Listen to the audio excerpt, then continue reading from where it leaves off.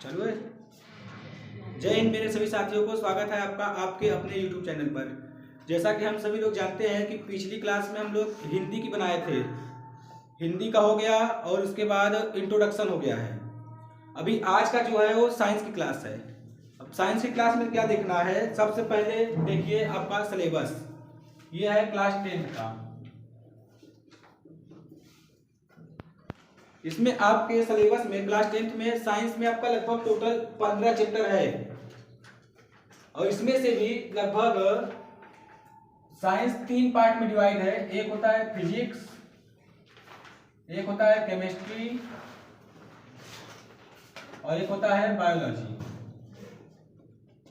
और एक आपका और है एनवायरमेंट।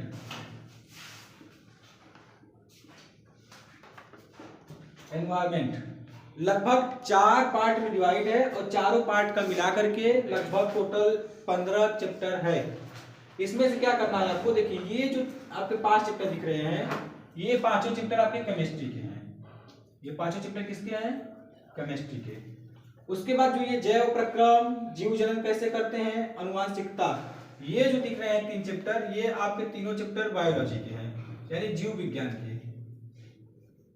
उसके बाद जो आपका प्रकाश परावर्तन तथा अपवर्तन, मानव नेत्र रंग बिरंगा संसार, विद्युत और ये विद्युत धारा का चुंबकीय प्रभाव, ये जो 4 चैप्टर है ये आपका फिजिक्स यानी भौतिक विज्ञान का है।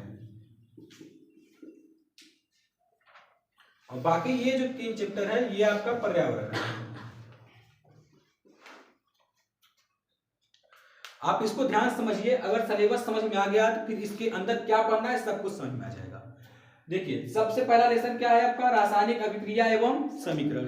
अब समझिए कि इसमें क्या करना है, रासायनिक अभिक्रिया एवं समीकरण। जैसे आप लोग सुने होंगे जल का फार्मूला H2O। H2O कैसे बना, H2O। आप देखेंगे H2O, इसमें 2 चीज दिखेंगी। क्या क्या दिखेगा, आप ऐसे पीरियोडिक टेबल लगा तो इसमें आप देखे होंगे H मतलब क्या होता है, हाइड्रोजन। O मतलब क्या होता है, ऑक्सीजन। यानी आपके दिमाग में ये आना चाहिए कि जो जल का फार्मूला है इसमें क्या क्या मिला है, हाइड्रोजन और ऑक्सीजन।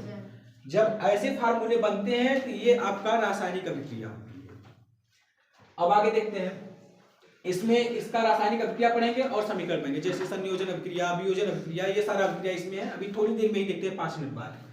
फिर उसके बाद क्या पढ़ना है, अम्ल, क्षार एवं लवण। आपका दूसरा चैप्टर क्या है, क्या है दूसरा चैप्टर, अब सुनिए अम्ल क्षार लवण क्या है समझिए एक बार।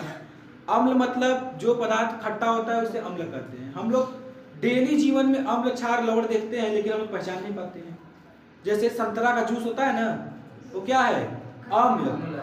इमली खाए हैं, ये क्या है, अम्ल। अब क्षार में आइए, क्षार में जाएंगे तो आपका नमक, ये सब आपके क्षार में आएंगे। लवण में आएंगे तो आपका नहीं, नमक आपका लवण है, उदासीन विलयन है, NaCl, ठीक है। और इसके बाद देखिए इसमें नेक्स्ट आएंगे लेसन 3। लेसन 3 आपका क्या है, धातु और, हाँ लेसन 3 क्या है, सबको समझ में आ रहा है? Yes sir. पहले धातु अधातु क्या होता है, आप पूरे जीवन में धातु अधातु को भी देखते हैं।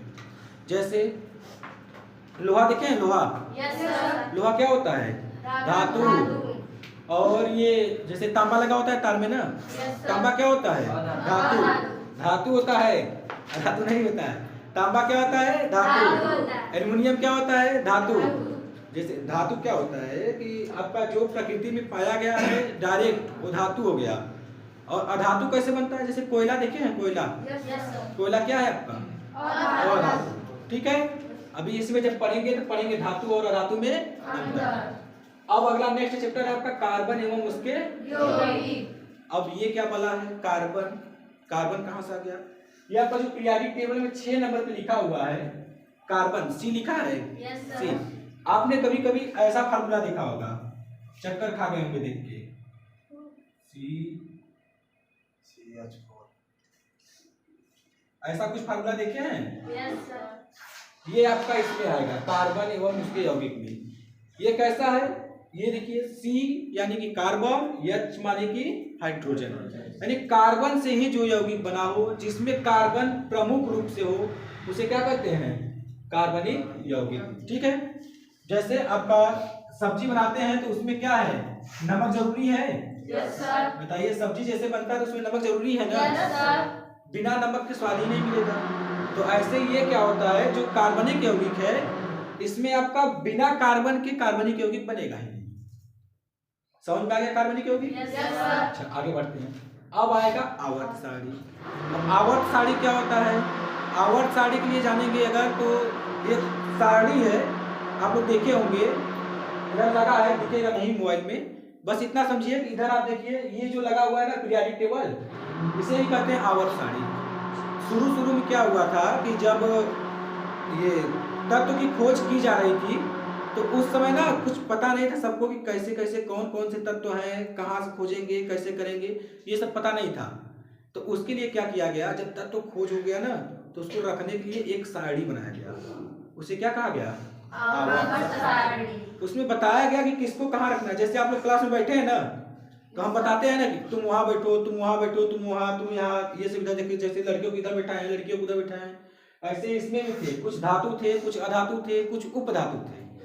सबको समझा समझा के बैठाया गया कि धातु तुम उधर बैठ जाओ, अधातु तुम इधर बैठ जाओ, उपधातु इधर बैठ जाओ। ऐसे जैसे आप लोग देख रहे हैं ना, जैसे इधर मान लीजिए इधर लड़कियां बैठी हैं, इधर लड़के बैठे हैं, इधर कुर्सी लगा, इधर टीचर बैठेंगे। ऐसे ही इसमें धातु, अधातु और उपधातु। ठीक है, इतना समझ में आ गया? ये पूरा आपका था केमिस्ट्री का, इतने चीज है केमिस्ट्री में। अब फिजिक्स की बारी आती है। ये पहले जीव विज्ञान की, जीव विज्ञान में जैव प्रक्रम लिखा है। पहले समझिए जैव प्रक्रम क्या होता है। जैव प्रक्रम का मतलब होता है कि आपके जीवन में जो क्रिया रोज डेली होती है। जैव प्रक्रम का मतलब क्या होता है? आपके जीवन में जो क्रियाएं रोज डेली होती हैं। रोज मतलब डेली के डेली हम लोग ये क्रिया करते हैं, बिना इसके एक भी दिन नहीं रहते हैं। जैसे इसमें क्या है, पाचन। पाचन तो रोज होता है, खाना खाते हैं। Yes sir. वो खाना खाए, ऐसे गया, यहाँ पच गया पेट में जा करके, तो क्या हो गया? पाचन। श्वसन, सांस लेते हैं, यस सर। बिना सांस लिए रह पाएंगे? No sir. कोई रह पाएगा? No sir. कोई रह ले तो बताओ। नहीं सर। ये हो गया श्वसन क्रिया। परिसंचरण क्या होता है? ये एक नई चीज आई सुनने के लिए। परिसंचरण का मतलब होता है कि हमारे शरीर में जो ब्लड जाता है ना, पूरे शरीर में फैलता है ना, उसे ही कहते हैं परिसंचरण। क्या हुआ, समझ नहीं आ रहा है? परिसंचरण मतलब क्या होता है बताओ? परिसंचरण का मतलब होता है जो ब्लड आपके शरीर में होता है ना, उसको अगर पूरे शरीर में फैलता है तो क्या हो गया? जैसे हम लोग खाना खाते हैं तो हम लोग बोलते हैं कि एनर्जी नहीं मिल रही है। एनर्जी कैसे मिलेगी? जब वो खाना जाएगा, आपके ब्लड में जाएगा, ब्लड में होकर पूरे शरीर में फैलेगा, तब तो एनर्जी मिलेगी। तो यही आपका परिसंचरण तंत्र है। उसके बाद आपका क्या आएगा? ये इसमें आएगा इधर उत्सर्जन। उत्सर्जन में क्या है? जैसे हम लोग खाना पीना खाते होते हैं, खा लिए, ये सब हो गया, हमारे शरीर में से पसीना निकलता है। Yes sir. पसीना निकलता है, यस सर। ये किस में आएगा? उत्सर्जन में। हम लोग जैसे टॉयलेट जाते हैं ना, तो क्या हो गया? उत्सर्जन। और इसके बाद आपका आएगा लेसन 7, जीव जनन कैसे करते हैं। इसमें जैसे नए जीव की उत्पत्ति कैसी होती है, जैसे इंसान से इंसान कैसे बनते हैं, ये सब आपका किसमें आएगा? जीव जनन कैसे करते हैं इसमें। अनुवांशिकता में आप क्या पढ़ेंगे? जैसे कि आप लोग सुने होंगे, एक बात सुने होंगे, सबके घर पे ये करते हैं, किसी के यहाँ लड़का वड़का होता है तो बोलते हैं ना कि ये अपने मम्मी को पढ़ा है, बोलते हैं ना, वो एक अनुवांशिक लक्षण है, तभी तो मम्मी को पढ़ा है या फिर पापा को पढ़ा है। कोई ऐसा बोलता है क्या कि वो वहाँ पड़ोसी को पढ़ा है? ऐसा कोई नहीं बोलता है।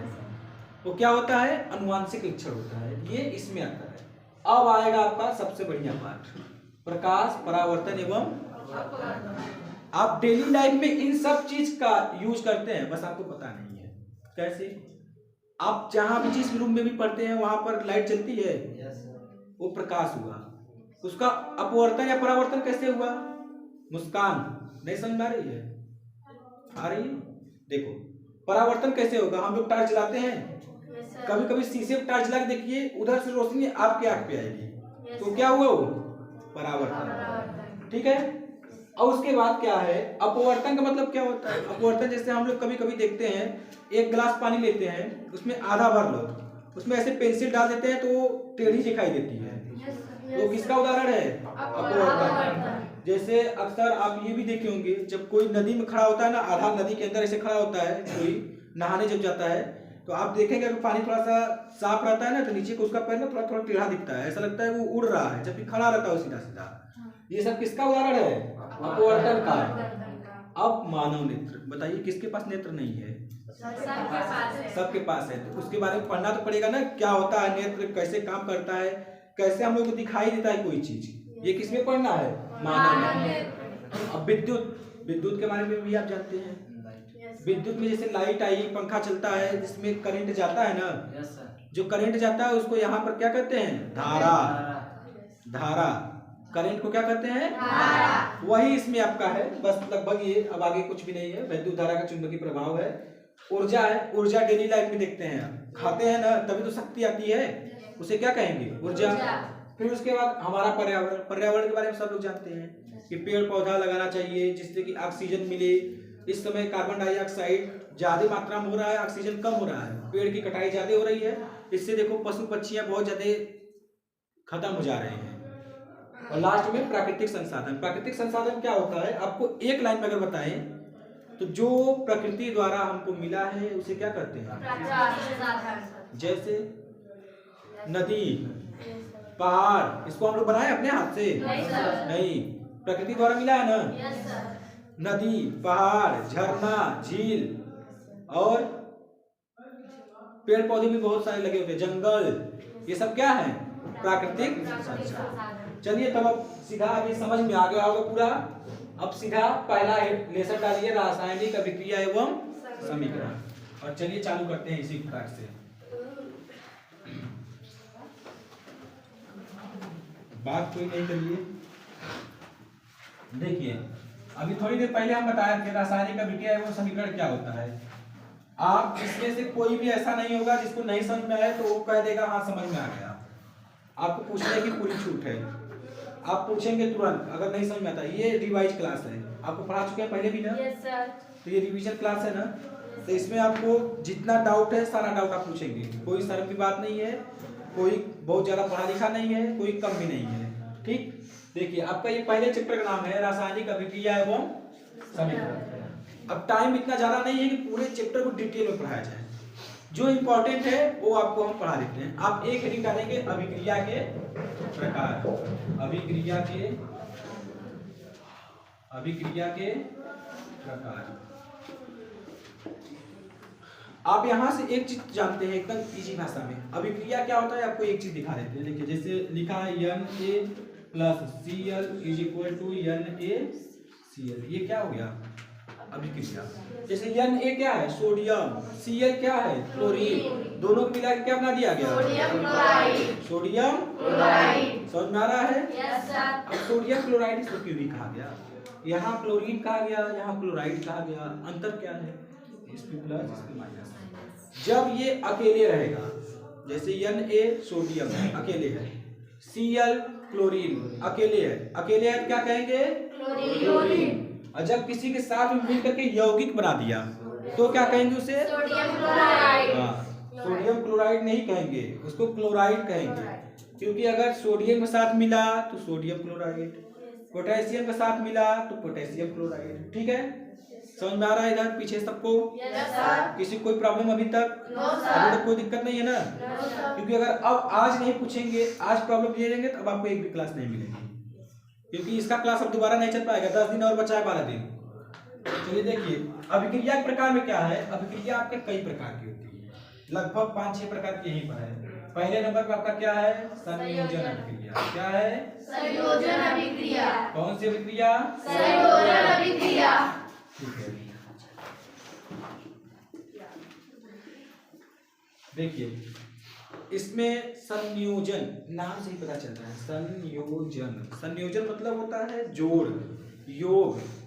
जैसे हम लोग कहते हैं ना योग, देखो यहाँ लिखा योजन, योजन मतलब योग करना। तो इसमें क्या हो सकता है कि वह अभिक्रिया जिसमें दो तत्व आपस में मिल करके एक यौगिक का निर्माण करते हैं। ठीक है, कोई बताएगा? किसी को याद है? हाँ, बताओ क्या याद है? जब दो या दो से अधिक पदार्थ आपस में मिलकर एक यौगिक बनाते हैं उसे संयोजन अभिक्रिया कहते हैं। Very good. और किसी को याद है? एक लोग और बताओ बस। कौन बताएगा? खुशी को बताने दो। चलो खुशी बताओ। जब एक यौगिक आपस में मिलकर संयोजन अभिक्रिया जब दो या दो से अधिक पदार्थ आपस में मिलकर एक यौगिक का निर्माण करते हैं तो उसे क्या कहते हैं? संयोजन अभिक्रिया कहते हैं। हम लिखवाएंगे नहीं, अभी से बता दे रहे हैं। हम लिखेंगे नहीं बोर्ड पे, समझाएंगे, याद कराएंगे। आप लोग खुद लिखिएगा। देखिए क्या है, जैसे ये दो पदार्थ हो गए, ठीक है? ये पहला पदार्थ और ये दूसरा पदार्थ। ध्यान से समझिएगा, आपका सारा अभिक्रिया आज ही खत्म कर देंगे। पदार्थ ये भी एक पदार्थ मिल गया, दोनों का ऐसे जोड़ दिए, जोड़ने के बाद क्या बन जाएगा? एक बड़ा सा यौगिक बन गया। जैसे एक छोटा सा लड्डू ले लिए, एक और छोटा सा लड्डू ले लिए, ठीक है? एक छोटा लड्डू एक छोटा लड्डू, दो ले लिए, दोनों का आपस में मिलाकर के एक छोटा इतना बड़ा लड्डू बन जाएगा नहीं? ऐसे ही ये दो पदार्थ आपस में मिलकर क्या बनाएंगे? एक यौगिक। दो पदार्थ आपस में मिलकर क्या बनाएंगे? एक यौगिक। हाँ, तो इसका परिभाषा क्या हो जाएगा? दो या दो से अधिक पदार्थ आपस में मिलकर एक यौगिक का निर्माण करते हैं, बस इतनी